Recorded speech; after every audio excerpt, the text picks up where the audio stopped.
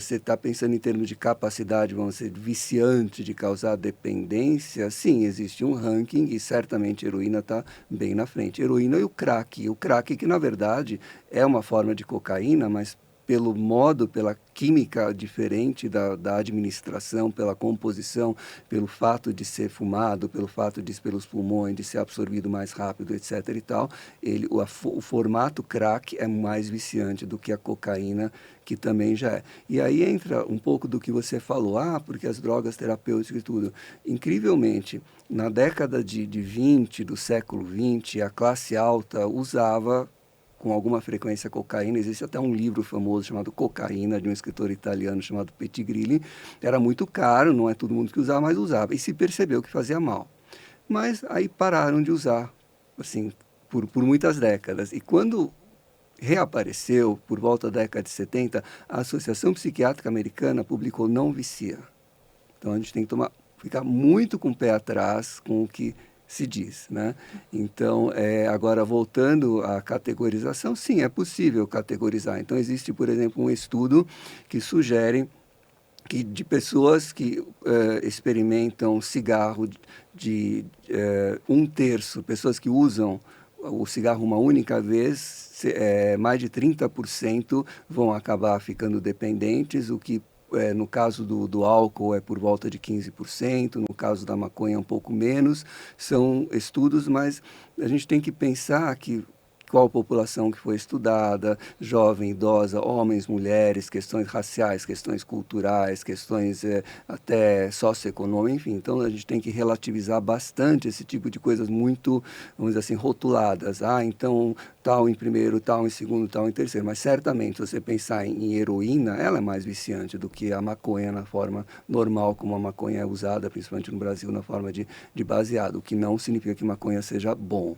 Né? Não tenho nenhuma visão puritana a respeito, eu sou médico, como eu falei, mas certamente não é benéfico. Mas pensando nessa categorização, sim, heroína vicia mais do que maconha. Uhum. E o que caracteriza uma pessoa como dependente? Seria a questão do abuso, fissura?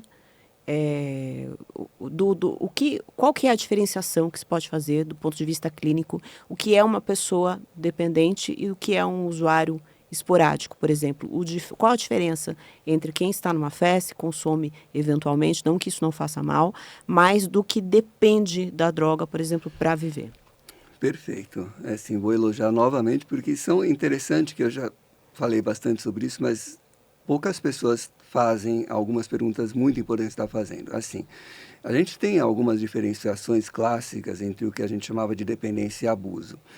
Hoje em dia, a gente relativiza isso. Então, nas últimas edições da Associação Psiquiátrica Americana do Manual de Estatística e Diagnóstico, eles consideram que existe uma escala de gravidade, onde não dá para você rotular, assim, este é dependente, aquele é abusador, aquele é uso recreativo. Existe toda uma gradação.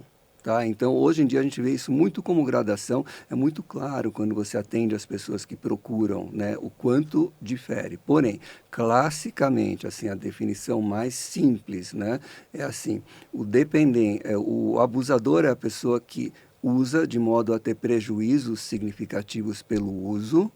Tá? O uso recreativo teria aquela pessoa que não percebe, que não tem nenhum prejuízo significativo, pelo menos habitualmente. O abusador seria aquele que já tem prejuízos significativos, e aí existe uma lista de prejuízos que são considerados significativos, né? Por exemplo, problemas com a polícia, por exemplo, envolvimento em brigas. E o dependente é aquela pessoa, por essa definição clássica, de modo simplificado, que ela tem prejuízos, inclusive vários mais significativos, em maior quantidade que o abusador, e apesar disso a pessoa continua usando. Né?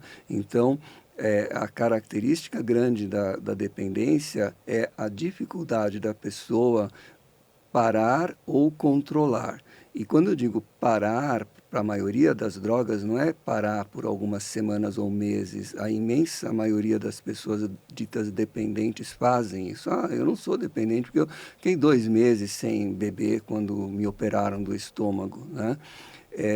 em longo prazo, em questão de anos, as pessoas dependentes, elas não conseguem, de modo geral, ficar sem, né?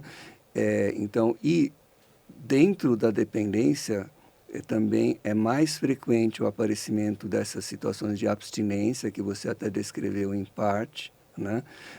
A questão da necessidade de usar quantidades maiores ou em frequência maior para ter o mesmo efeito, né? Isso é uma das características que classicamente definiam a dependência. Uhum. Perfeito, doutor. E falando em pesquisas, eu acho que o senhor deve conhecer a do Bruce Alexander, muito famosa, do Parque dos Ratos, né? Uhum. Que, situando aqui o nosso ouvinte, telespectador, que quando que ele conseguiu comprovar, né, através ali da experiência dos ratinhos, o quanto o ambiente influencia a dependência, o abuso de substâncias, né? Que ele colocou ali ratinhos isolados numa gaiola com a droga ali na água, né? Uma com a água pura e a outra com a água e a substância.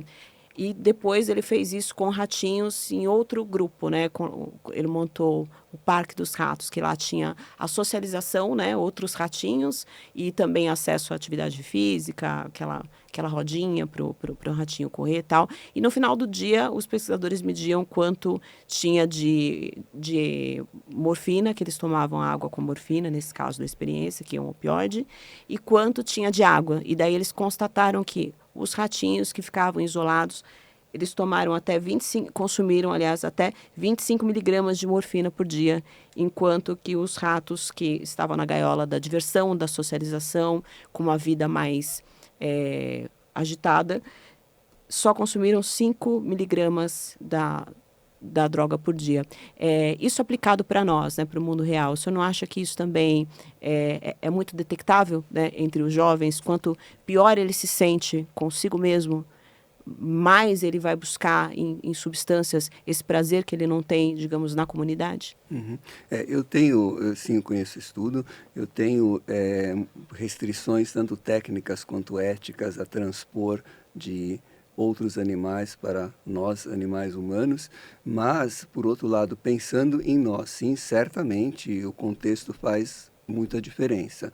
Vou dar 2 exemplos clássicos. Um é o que a gente chama do peer group, né? O que é o grupo de pares que frequentemente por aí que adolescentes e jovens acabam usando substâncias, né? Porque aquela pessoa, aquelas pessoas, aquele grupo que serve de modelo, onde eles querem ser aceitos, as pessoas usam, né? Isso é muito importante em termos de início do uso e de manutenção no início do problema.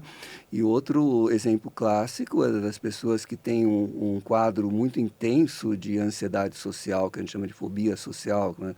Dificuldade muito grande em ser escrutinados, em ser julgados, em como que o outro vai achar de mim e assim por diante. Essas pessoas muitas vezes aliviam porque o álcool tira a timidez de qualquer pessoa. E essas pessoas que têm muito grande ansiedade social, elas tendem a ter mais problemas de dependência de álcool justamente porque acabam repetindo o uso dentro do contexto social. Então vão paquerar, precisam beber para paquerar, vão falar com um cliente, precisam beber vão dar um seminário, precisam beber ou usar tranquilizantes, né? Que é uma outra coisa que também o uso de tranquilizantes para enfrentar situações também aumenta a chance da pessoa ficar dependente. Sim, então o contexto é realmente muito relevante. O contexto é muito relevante. E o contexto é relevante até para o efeito da droga, né?